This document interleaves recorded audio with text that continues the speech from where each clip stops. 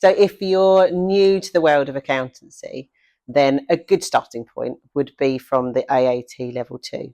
Because at AAT level 2, we will introduce you to all the terminology around accountancy, such as credits and debits, invoices, credit notes. We'll talk about how you process those, how you deal with bank accounts, processing those bank payments, reconciliations, a little bit about budgeting. So it's a good place to start because it gives you that real kind of gentle ease into the world of accountancy. So in terms of that first like level 2 entry point, once you've got that kind of key knowledge around double entry bookkeeping, around the transactions, it's going to give you a better understanding of how an accountancy practice might work, those different roles within accounts that you can have.